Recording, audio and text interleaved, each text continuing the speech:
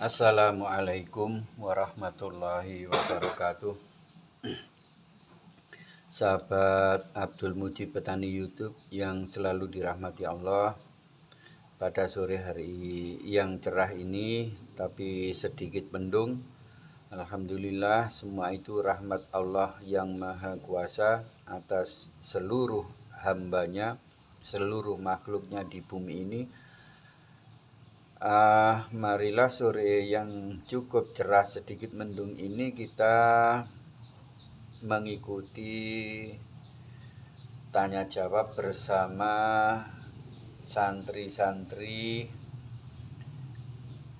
TPQ Al-Hidayah Dusun Ngembat, Desa Ngembat, Kecamatan Gondang, Kabupaten Mojokerto, Jawa Timur, Indonesia.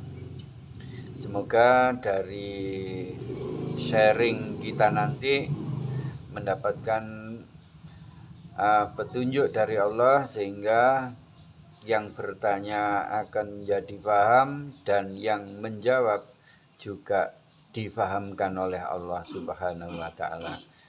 Dan jangan lupa like, share, subscribe dan bunyikan loncengnya ya. Mari kita ikuti. Assalamualaikum.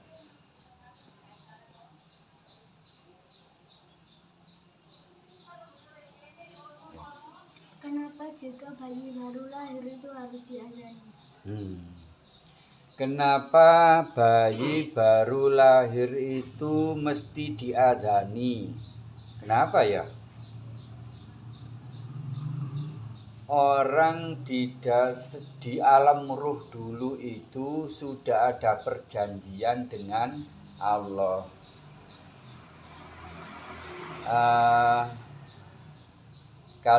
Allah bertanya kepada ruh, bukankah aku ini Tuhanmu?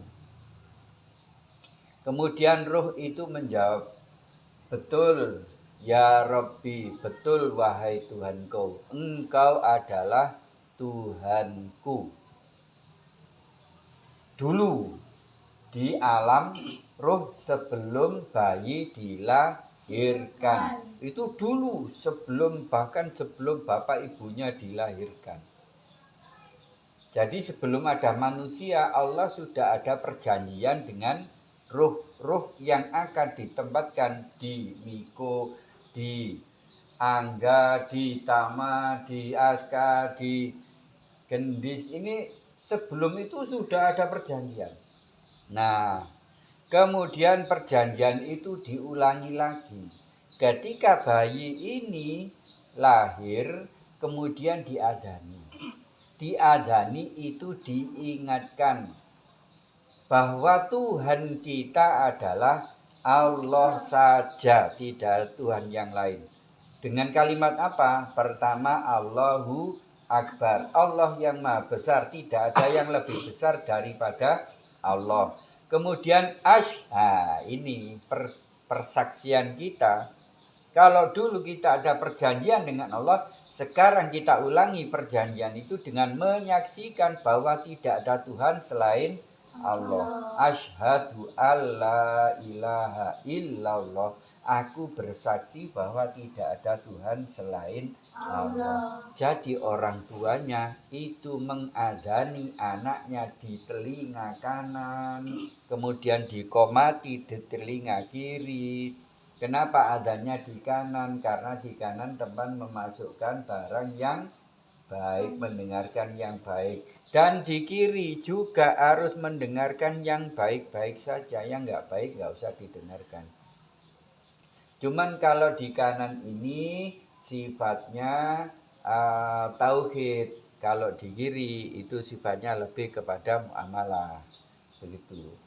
Jadi sekarang orang yang baru lahir, bayi baru lahir itu diingatkan kembali bahwa dulu ada perjanjian dengan Allah waktu di alam ruh. Sekarang kamu lahir ke dunia, diingatkan kembali bahwa Tuhanmu hanya Allah. Dengan kata-kata asyhadu alla ilaha illallah.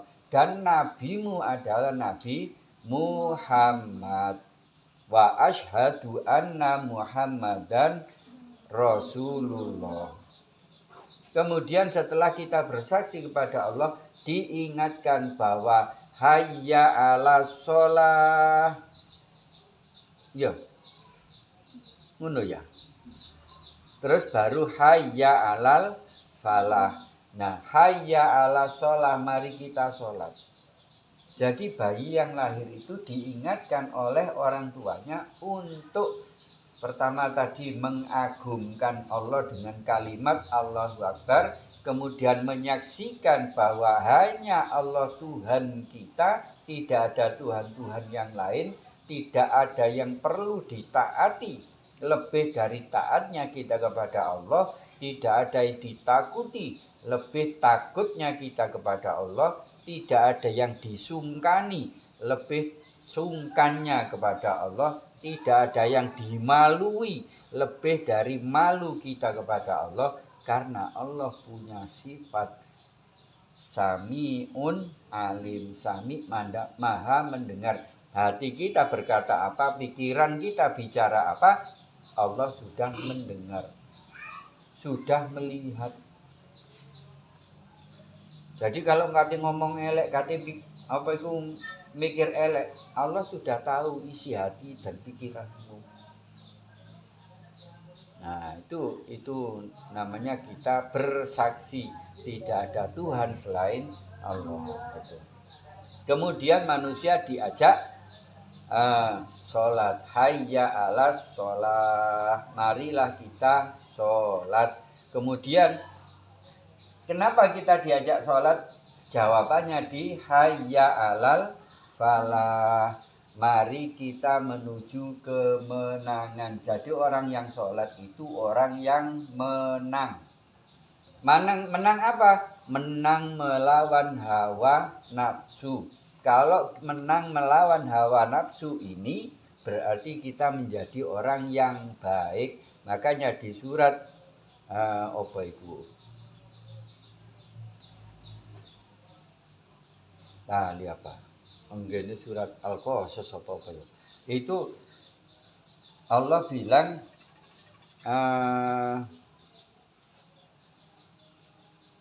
enggak di surat Al-Ankabut 45 Allah bilang inna sholata tanha anil fahsya'i wal munkar. Jadi sambungannya dengan hayya 'alal falah tadi, mari kita menang. Jadi orang yang sholat itu adalah orang yang hidupnya teratur, ekonominya teratur, kesehatannya teratur, begitu. Makanya anak diperkenalkan kembali kepada Allahnya, kepada Tuhannya dengan mengucapkan adzan ya. Kemudian apalagi setelah hayya 'alal falah diajak untuk menang dalam hidup ini. Terus Allahu Akbar, diingatkan kembali bahwa hanya Allah yang maha besar. Segala urusan kecil, urusan yang paling besar adalah berurusan dengan Allah. Terus diingatkan kembali, la ilaha illallah, tidak ada Tuhan selain Allah. Jadi azan itu perlunya seperti itu, mengingatkan kembali begitu keluar dari perut ibu menuju kehidupan baru di dunia, maka diingatkan kembali. Ini cara gampangnya, kok Miko, umpama Miko biyen bayi kayak lahir ya, kan waktu itu mungkin sudah ada jenenge ya, wis dirancang jenenge waktu itu ambek wong tuane. Miko anu lho ya, sing agung mek Allah tok lho ya. Terus saksenono bahwa Allah itu Tuhan kita, Tuhan seluruh alam. Hanya Allah Tuhan. Liyane ndak boleh dipertuhan. Terus Nabi Muhammad. Nah, ngono kira-kira lek bahasa kasare seperti itu. Eling-eling ya kok. Gitu lho. Wong tuamu pesen koyok ngono kira-kira. Kalau bahasa kasarnya, dengan bahasa halusnya dikumandangkan adzan di telinga kiri. kanan, kemudian qomatnya di telinga kiri. Ya. Ada apa tidak sholat gaib? Sholat gaib. Sholat gaib itu apa? Wah, sholat gak ketok ya. Gaib kan gak ketok ya. Gaib itu gak ketok apa gak ono? Pokoknya gak ono, gak ketok itu gaib. Berarti sholatnya gak ketok. Ya itu. Sholat gaib. Sholat gaib itu menyolati mayit atau jenazah yang tidak di hadapan jenazahnya. Itu pernah dilakukan oleh Rasulullah. Ketika tukang sapu di masjid, tukang sapu di masjid itu meninggal, Rasulullah enggak dikandani. Tahu-tahu dikubur. Terus orang-orang pulang dari ngubur itu mau ditakoni ambek Rasulullah. Lho tekan di sampean kabeh iki. Jare wong-wong kula saking ngubur si anu, umpama Pak Amir ngono ya. Di ngubur Pak Amir si tukang kebone masjid. Rasulullah kemudian kaget. Loh, aku kok gak dikandani? Lek Pak Amir sedo. Terus Rasulullah menuju kuburannya Pak Amir, kemudian Rasulullah berdiri di sana sholat. Itu namanya sholat gaib, sholat menyolati jenazah atau mayit yang tidak langsung di hadapan mayit. Bomono kiai sopo sedo ngene Jakarta, terus dikabarkan lewat YouTube kiai ini atau syekh ini atau sayyid ini utawa ustadz ini itu wafat, padahal wafatnya wingi pisan. Wafatnya wingi ana nggih Jakarta. Ijek kait delok YouTube saiki. Terus pengen kepingin mendoakan mayit orang alim tadi. Kemudian pengen terus sholat jenazah dewi. Ya. Atau sholat jenazah ngajak wong bareng-bareng di masjid dilanggar gitu. Itu kan namanya sholat gaib karena tidak ada jenazah di depan. Ya saya kan lek di gowo nang kuburan kan disolati dhisik mayit iku ya. Nah, itu namanya sholat jahar, bukan gaib lagi. Itu sholat jenazah atau sholat mayit. Tapi gaib sholat mayit tapi tidak langsung di hadapan mayit gitu. Nih. Wah, kayak mujizatnya Nabi Isa. Bisa mengobati orang sakit, orang buta. Pernah Nabi Isa mengobati orang buta. Langsung sembuh. Dengan izin Allah. Bukan Nabi Isa sing pinter, enggak. Nabi Isa itu kalau mau mengobati orang itu sholat dhisik. Mari sholat terus berdoa. Minta kepada Allah supaya orang ini disembuhkan. Bukan Nabi Isa bim salah bim, abrakadabra, langsung wongi waras. Tidak begitu. Itu caranya Nabi dan itu caranya para ulama saiki untuk mengobati orang. Jadi enggak memorot wongi pinter ditambah-tambah enggak. Sholat dulu, berdoa kepada Allah. Atau mungkin enggak pakai sholat tapi berdoa kepada Allah, bukan wonge langsung wush. Wah, ngono gak gitu. Itu sulapan itu jenenge. Nah, orang-orang alim, orang-orang para nabi, siapapun Nabi Muhammad itu juga pernah mengobati orang-orang yang sakit. Itu berdoa pada Allah. Ya Allah, si bulan itu si anu, lele wong Jawa itu ngomongi si anu, itu orang sana orang Arab ngomong si bulan. Bulan itu anu lek gawe wong kene. Jadi sing gak ro jenenge ya. Kan anu kan ngono biasa lek gak ro jenenge utawa lali jeneng. Nah itu caranya seperti itu. Terus pernah menghidupkan orang mati. Nabi Isa itu. Atas izin Allah juga. Jadi akeh mulai mujizat Nabi Isa. Cuma yang paling banyak mujizat adalah Nabi Muhammad. Seluruh mujizat nabi-nabi sebanyak 240.000 nabi 240.000 nabi itu semuanya punya mukjizat. Nah, kabeh cek kalah ambek mukjizate Nabi Muhammad. Dan Nabi Muhammad bisa melakukan seperti mukjizate nabi-nabi yang 240.000. Berarti makanya kan padahal lebih dari jumlah mukjizate nabi-nabi yang banyak itu Nabi Muhammad.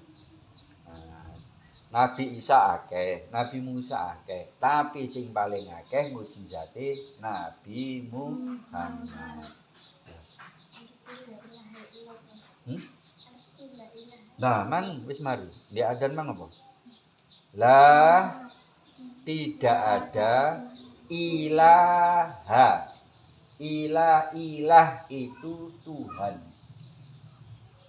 Ilah kecuali Allahu kecuali Allah. La ilaha illallah. Tidak ada Tuhan kecuali atau selain Allah. Artinya seperti ini. Tidak ada Tuhan itu. Pian gak oleh taat-taat temen 100% sampai sirahmu apa iku mbok kekno kepada pimpinan atau guru atau apa ya. Enggak boleh.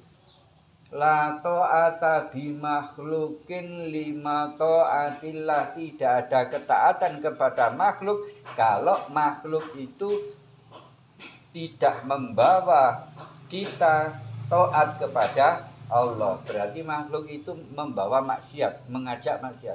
Kita tidak boleh taat. Jadi yang harus ditaati mutlak itu hanya Allah. Wis gak ada dibantah. Masih akalmu gak tutup. Gaya apa sih sholat? Wong wudhu lho, sing ngentut lho silit. Ya. Nah kok sing diwudhui rai, terus tangan. Kan gak masuk agak nyambung kok ya. Mbok silite dicawi, diresi. Enggak kan? Tidak disentuh kan? Tapi yang disentuh dengan air justru muka, tangan, kepala, kuping dan kaki. Kamu menyentuh wanita yang atau laki-laki yang bukan muhrim. Sing nyentuh apa? Tangan. Tapi sing diwuduin yo rai, yo tangan, yo kuping, yo nah, kaki. Kan nyambung ya? Ya wis melok wae. Itu loh. Itu namanya iman atau taat yang mutlak harus. Wis masih akalmu gak tutup. Wis gak usah bantah gitu. Banyak dari agama ini yang misteri-misteri. Jadi kata-kata la ilaha illallah itu kita disuruh taat saja kepada Allah. Sampai saiki pian lek salat ngadep nang ndi? Ngadep nang sapa? Jarine nyembah Allah. Endi Allah gak ketok? Oh gak ketok, kok disembah bendino. Ping 5 pisan. Kadang-kadang ditambahi sunnah pisan. Nah, Allah itu memang tidak bisa dilihat dengan mata kepala, dengan apapun tidak bisa dilihat. Tapi kita disuruh percaya, kita disuruh taat untuk melaksanakan sholat tiap hari yang wajib 5 kali.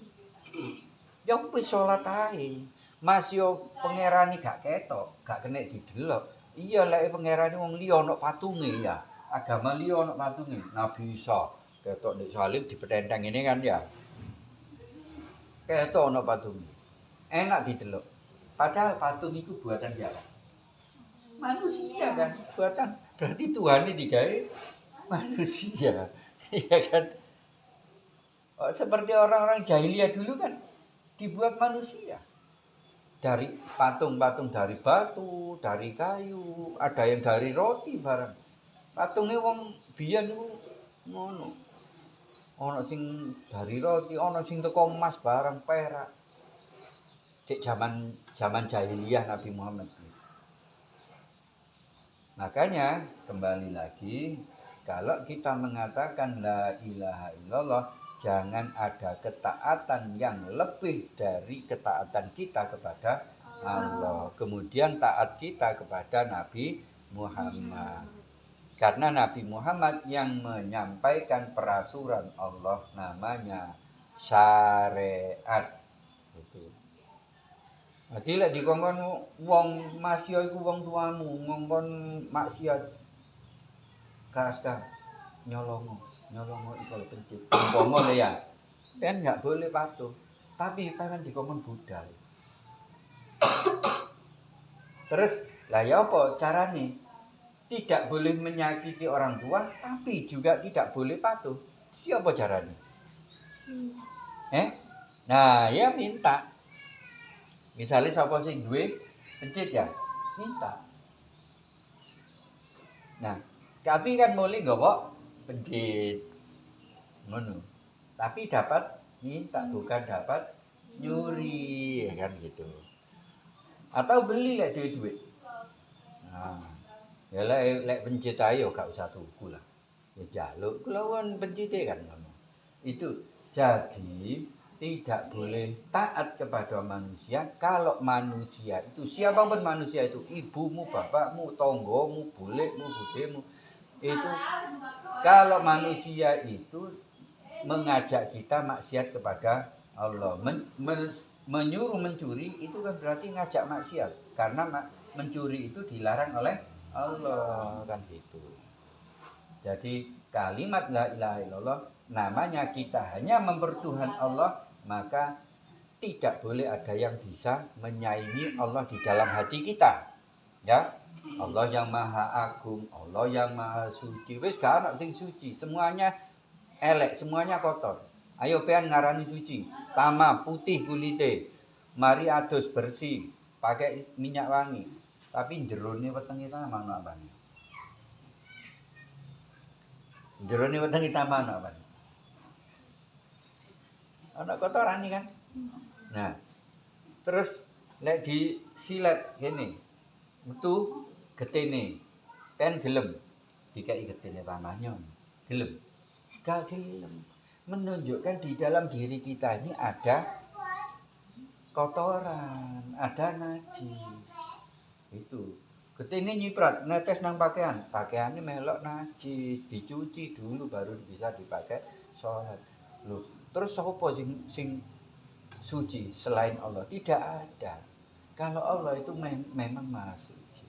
Jadi makanya kalimat la ilaha illallah itu mengandung lek diterangno wis to gak entek. Ada sudah diciptakan. Sudah ada karena surga sudah diciptakan. Nabi Muhammad pernah waktu Isra Mi'raj lihat bidadari. Makanya Nabi Muhammad bisa cerita kalau nanti laki-laki ini ya masuk surga, mati terus di akhirat masuk surga. Itu diberi bidadari paling sedikit 70. Paling sedikit 70. Satu orang bidadari saja. Kalau seandainya ngeringet ya, umpama ya, ngeringet emang netes nang ngene laut. Laute dadi wangi.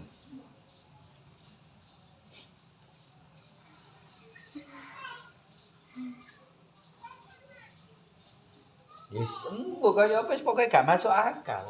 Semuanya dan itu nggak ada bau-bau. Nanti kamu sekarang lari-lari, gulingan, melayu, terus metu keringet. Keringet yang enak apa enggak? Ya, di sana tidak ada ambu gak enak itu. Wangi kabeh. Pen glegen metu abab kan. Saiki ambune, ambu klothok, ambu tempe, ambu tahu ya. Kadang-kadang bunuh kacin barang gak enak. Dek kono, ngono iku mambune wangi. Wis gak masuk akal. Tapi nanti itu nyata. Rasulullah sudah diperlihatkan Allah waktu Isra Mi'raj bersama malaikat Jibril. Gitu. Ketok wong ayu. Ketok taman wis gak, masyaallah wis gak ono wis. Di donya iki gak ono. Indahnya itu enggak ada. Makanya kamu cari surga. Gak usah gubun neraka. Apa syaratnya cari surga? Yaitu apa ini? Sholat 5 waktu aja sampai bolong. Kalau perlu ditambah dengan sunnah-sunnah. Sunnah rawatib itu yang sunnah rawatib adalah sunnah yang mengiringi sholat wajib. Apa yang mengiringi? Pertama, sebelum sholat wajib ada sholat qobliyah 2 rakaat. Kalau zuhur 4 rakaat. Asar 4 rakaat. Setelah asar tidak ada ba'diyah. Nah, setelah zuhur ada ba'diyah 4 rakaat. Boleh kamu 4 rakaat boleh, 2 rakaat boleh. Sholat sunnah itu dilakukan terserah kamu. Terus Rasulullah ditunjukkan segala macam keindahan apa ini surga seperti itu. Akhirnya Rasulullah minta kepada Allah supaya umatnya nanti semuanya dimasukkan ke dalam surga. Kemudian jalan lagi. Sebelum diperlihatkan surga, Rasulullah diperlihatkan neraka. Terus makanya Rasulullah bisa bercerita bahwa nanti umat Nabi Muhammad itu terpecah menjadi 12. Yang 11 ini sing alamat masuk neraka, tapi nanti ya masuk surga. Cuma disiksa dulu di neraka. Kemudian yang satu ini nggak mampir nang neraka, langsung masuk surga. Tapi yang satu ini ada yang merangkak, cara jalannya apa itu di Siratal Mustaqim, ono sing melayu, ono sing numpak kuda, ono sing koyok kilat, celing, langsung tutup nih. Yang satu ini bermacam-macam, satu grup, satu kelompok ini bermacam-macam caranya masuk surga. Tapi semuanya tidak ada yang mampir di neraka. Tapi yang 11 umat Nabi Muhammad ini semuanya masuk neraka dulu, baru setelah dosanya habis dimasukkan surga. Punya iman tapi mendeman. Punya iman tapi gak belum sholat. Nah itu masuk neraka dulu. Imannya masuk surga. Nah tergantung banyak seberapa banyak dosanya. Dia digodok di neraka. Neraka ada 7 tingkatan. Kalau surga ada 8 pintu. Nah, di tingkat mana? Di tingkat pertama, kedua, ketiga, sampai ke-7. Apa tingkat paling bawah, yaitu tempatnya orang-orang musyrik dan orang-orang munafik. Orang kafir justru di atasnya. Orang kafir masih di atasnya. Sing paling parah itu orang musyrik dan munafik. Kenapa parah? Karena orang munafik itu biasanya suka adu domba, suka merusak agama. Koyok Islam tapi ngisru Islam. Koyok Islam tapi membuat nama Islam menjadi elek gara-gara perbuatan, gara-gara ucapan. Nah itu orang-orang munafik. Makanya dulu nanti kalau disiksa di neraka itu yang paling berat, termasuk orang-orang musyrik. Islam nyembah Allah, sholat wong, tapi juga nyembah selain Allah, lah itu musyrik. Nah itu nanti tempatnya di neraka jahanam paling dalam, di inti neraka jahanam, yang apinya tidak merah lagi, tidak oranye lagi, sampai hitam, apinya sampai ireng. Saking dahsyatnya apa itu siksa di neraka jahanam. Kita tutup dengan berdoa. Allahumma arhamna bil Qur'an waj'alhu lana imaman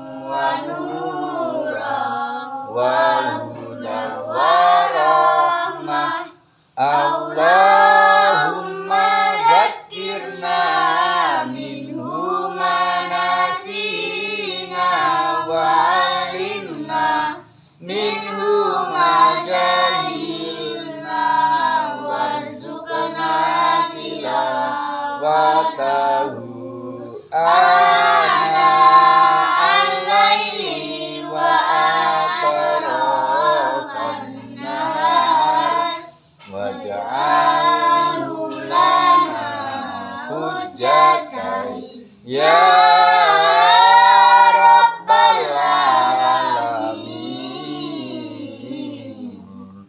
Assalamualaikum warahmatullahi wabarakatuh. Waalaikumsalam warahmatullahi wabarakatuh. Allahumma sholli ala sayyidina Muhammad. Allahumma sholli